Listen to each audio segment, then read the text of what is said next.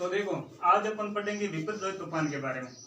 पहले ये देखते हैं कि विपर्जोय का अर्थ क्या होता है। विपर्जोय का अर्थ होता है आपदा, और इसका नाम किसने रखा है? एक देश का नाम है बांग्लादेश, जिसने इस तूफान विपर्जोय का नाम रखा है। और कोई भी जो तूफान होता है उसका नाम अलग अलग देश रखते हैं, और वो बारी बारी से रखते हैं नाम, और वो पहले से क्या होता है, तय होता है। ठीक है, तो विपर्जोय का नाम बांग्लादेश ने रखा है, और विपर्जोय का अर्थ होता है आपदा। तूफान एक आपदा ही तो है, इसलिए इस विपर्जोय का मतलब आपदा होता है। लेकिन इसकी जो हमारे को जो जानकारी मिलती कैसे, एक नाम है WMO, जिसको बोलते हैं विश्व मौसम विज्ञान संगठन। वो हमारे को क्या करता है, जितनी भी मौसमी घटना है जैसे तूफान से संबंधित, वो हमें क्या उससे हमारे को क्या मिलती है, सूचना।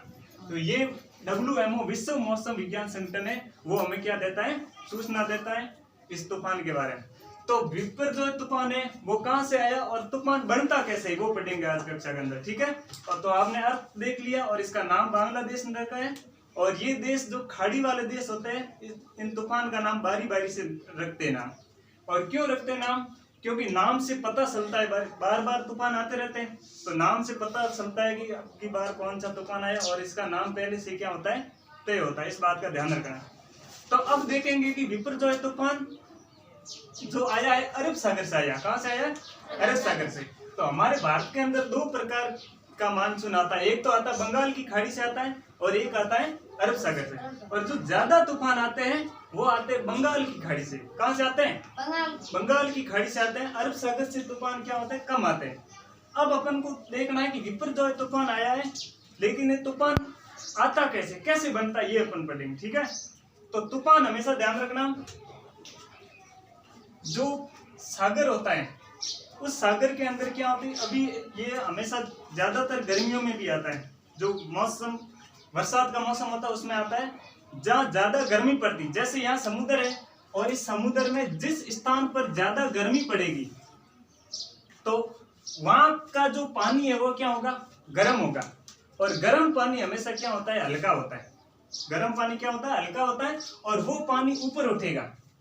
तो जैसे वो पानी, जैसे वाष्प बनते, पानी गर्म करते वाष्प बनते, ऊपर उठता नहीं होता है। तो वहां पे जितनी ज्यादा गर्मी बढ़ेगी, और वहां का पानी क्या होगा, ऊपर उठेगा।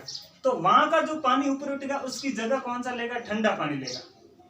ठीक है, और फिर वो दोबारा प्रक्रिया होगी, और पानी गर्म होगा और ऊपर उठेगा, और उसकी जगह ठंडा पानी आएगा और ऊपर उठेगा। इसी प्रकार ये क्या बन जाता है, चक्रवात बन जाता है। और फिर ये धीरे धीरे क्या हो जाता है, धीरे धीरे आगे चलना स्टार्ट हो जाता है। जिस प्रकार ये जो विपर्जोय तूफान आया, ये अरब सागर से आया है, अरब सागर से। और ये भारत में प्रवेश कहां से किया है, गुजरात से। जो 15 जून को प्रवेश किया था, गुजरात के कस कारण है जो वहां से प्रवेश किया। फिर राजस्थान में प्रवेश किया था अपने 16-17 जून को। ठीक है, तो ये बात ध्यान रखना है। अभी देखो, विश्व मौसम विज्ञान संगठन है, ये हमें क्या तूफान के बारे में जानकारी प्राप्त होता है।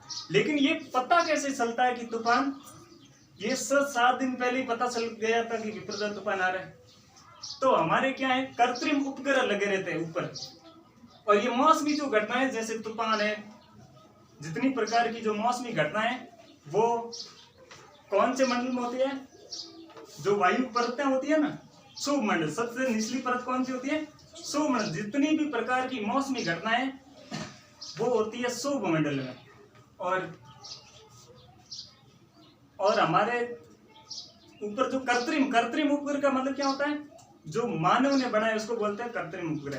तो ऊपर जो पृथ्वी के ऊपर कृत्रिम उपग्रह लगे रहते हैं, वो पृथ्वी के चारों ओर चक्कर लगाते रहते हैं। तो उस कृत्रिम उपग्रह से पता चलता है कि हमारे यहाँ पर मौसम की कौन सी घटना, और मौसम से संबंधित जितनी प्रकार की जो घटनाएं होती है वो हमें विश्व मौसम विज्ञान संगठन है वो क्या कराता है, उपलब्ध कराता है। तो ध्यान ये रखना आपको, बंगाल की खाड़ी से सबसे ज्यादा तूफान आते हैं, क्योंकि यहाँ पर जो यह इसका क्षेत्र है वो गर्म ज्यादा माना जाता है। तो अरब सागर से आते हैं लेकिन कम आते हैं, इस बात का ध्यान रखना है। और अब ध्यान रखना, जो कर्क रेखा है ना, वो हमारे भारत के मध्य से गुजरती है, आपको पता है। और भूमध्य रेखा कहाँ से गुजरती है, भारत से लगभग थोड़ी सी नीचे है, यहाँ से गुजरती है। और जो उष्ण कटिबंधीय क्षेत्र किसको बोलते हैं? जो गर्म होता है, जहां पर गर्मी ज्यादा पड़ती है। तो उष्ण कटिबंधीय क्षेत्र कौन सा होता है? जो इस भूमध्य रेखा से ऊपर और कर्क रेखा के मध्य वाला भाग होता है ना, यहाँ पर जो उष्ण कटिबंधीय क्षेत्र। और उष्ण कटिबंधीय क्षेत्र में क्या पड़ती है?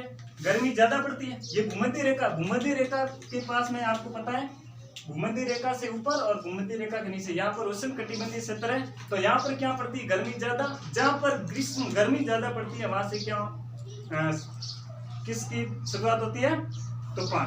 तो आपको मैंने बता दिया, तूफान इस प्रकार आते हैं। और जैसे अपने यहाँ पर आता है ना, अपन बतूलिया बोलते हैं, जिसको बोलते हैं टार्नेडो बोलते हैं ना, तो वो भी क्या होता है? वो भी इस गर्मी के कारण पड़ते हैं। जैसे जिस क्षेत्र में गर्मी ज्यादा पड़ेगी, उस क्षेत्र की वायु क्या होगी? गर्म होगी। तो उस क्षेत्र की जैसी वायु गर्म होगी, वो वायु क्या करेगी? ऊपर उठेगी, और उसका स्थान कौन लेगी? ठंडी वायु। और फिर वो गर्म होगी और फिर ऊपर उठेगी। इस प्रकार एक चक्कर बन जाता है, जिसको अपन मारवाड़ी में बतूलिया कहते हैं, और जिसको टार्नेडो भी बोलते हैं। ठीक है। तो जिस प्रकार वहाँ गर्मी पड़ेगी, वो, और जहाँ गर्मी ज्यादा पड़ती है वहां पर दाब की स्थिति भी ज्यादा होती है। तो वायु क्या देती है? दाब देती है। जिस प्रकार जितना दाब का क्षेत्र ज्यादा होगा ना, उस तरफ वो चक्रवात है बढ़ना स्टार्ट हो जाएगा।